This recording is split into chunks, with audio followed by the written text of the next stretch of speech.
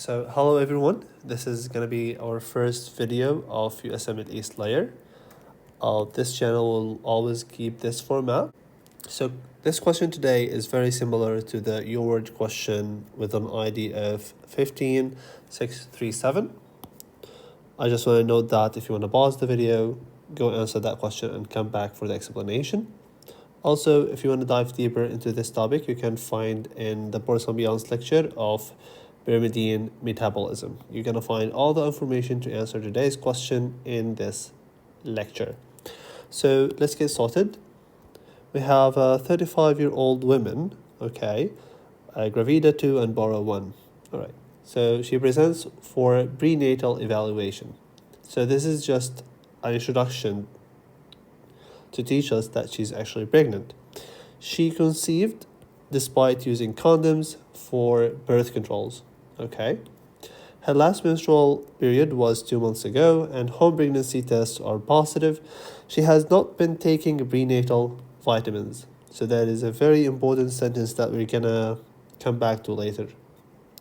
The patient has a healthy 5-year-old daughter born after an uneventful pregnancy.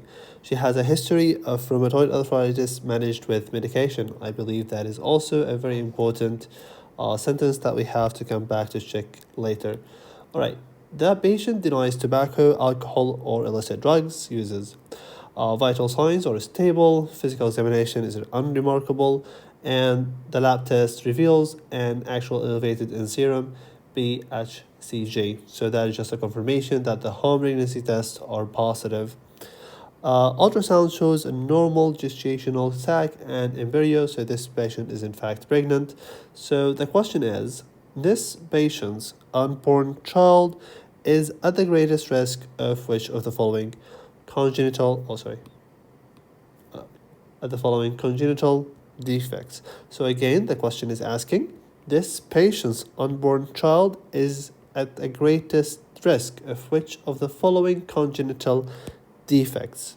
Okay, so during the reading and how you can answer this question in the real test, as you have to, what I would like first is to check the question stem. So where my eyes goes first is this question. This patient's unborn child is what the greatest risk of the following congenital defects. And that leads me to do things. First of all, the patient is actually pregnant and we're gonna be expecting a congenital defect. So then I go to ask the question. So I wrote my notes next to here. So reading this as we have a 35-year-old, already done that. She's a female and she's pregnant. And the conceived despite the condom use is simply just to tell you that it is unintentional and unexpected. So this means so basically this means that there has been no prenatal care at all, right? One step further, and it tells you that the patient has not taken any prenatal vitamins. So this should spark in your brain some ideas about, okay, so we have folate deficiency, maybe we have B12 probably, and other type of deficiencies that are very common during pregnancies. And one thing that mentioned here is that rheumatoid arthritis that is managed with medication. It did not tell you what type of medication though, so it might be methotrexate. Might be. Should we assume that? Because this is actually the first line medication for rheumatoid arthritis. So in fact, this question is asking you two questions. You should know what is the medication that she's using, and the second question is, what congenital defect it causes. So I wrote down here. So we have a 35-year-old pregnant, unintentional, unexpected, no prenatal vitamins, and we have rheumatoid arthritis medications. So what that leads me as what type of medication that is and what's the congenital anomaly that we're going to get. So we have these 5 answers. We have the ASD, cleft palate, neural tube, anterior fallout, and transportation of great vessels. I'm going to give you a second to try and answer the question by yourself, and that is absolutely fine. So, assuming that the patient is on methotrexate, and methotrexate leads to folate deficiency, you might ask yourself, why does it lead to folate deficiency?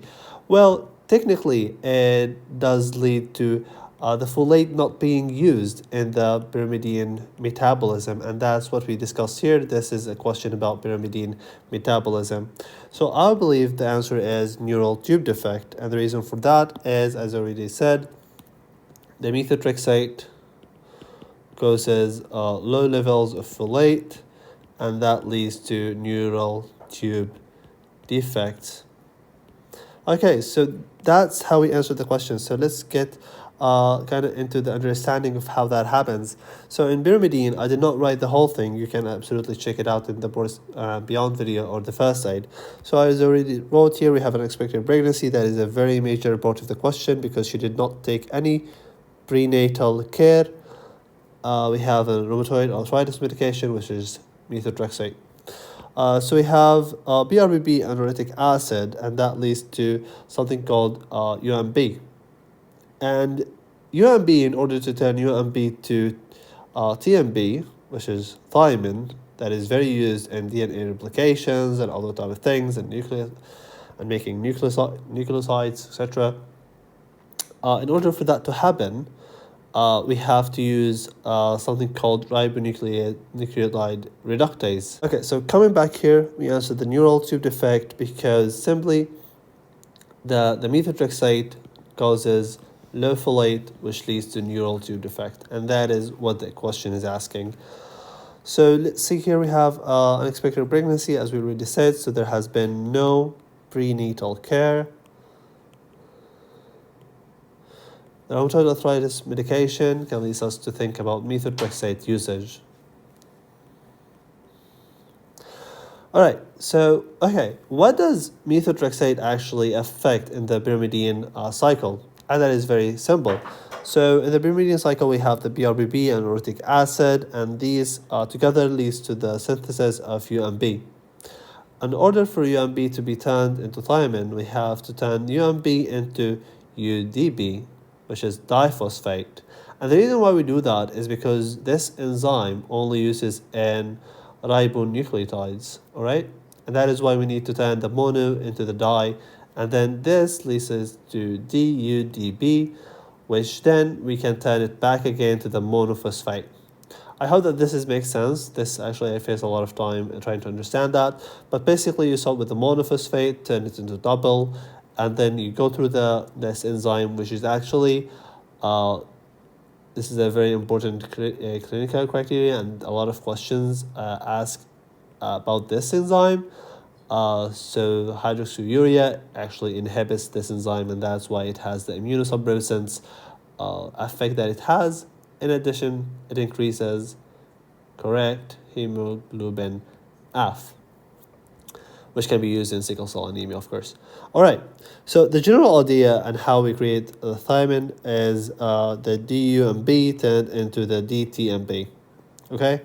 And this very simple and general idea, we need to use folate for it. So you're going to ask me, okay, where does the folate come here? And that is very simple. Folate actually goes into the body from the diet, generally, and then it turns into the dihydrofolate. The dihydrofolate turns into the tetrahydrofolate, and then it turns to the methyl tetrahydrofolate, which can be used as a cofactor to turn DUMB to DTMP, right? Which is kind of the final pyrimidine synthesized thingy that we're going to use for DNA replication, etc.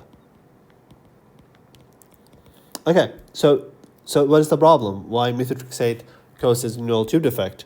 Well, as I already said, you would need dihydrofolate reductase in order to turn dihydrofolate to tetrahydrofolate. And guess what? Methotrexate happens to prevent that.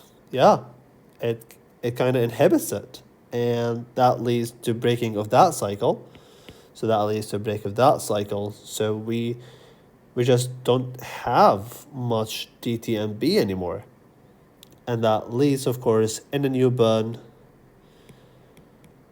to have a neural tube defect.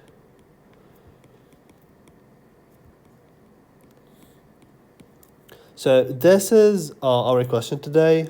Again, if you went to that question the Uworld ID 15637, you're gonna find a similar question, not exactly the same. If you want more information about this, you can watch the Bourse and Beyond's Pyrimidine Metabolism. Here is the explanation of why does methotrexate leads to the lower folate and how it actually affects the DNA replication, etc. That leads to neural tube defect. Okay, so this has been our question for the day. Please follow me at the USMLE East Layer on Instagram, YouTube, and TikTok. Hopefully, I'll be active in all of them. This is my actually first video, and there will be more to come. So subscribe. Thank you.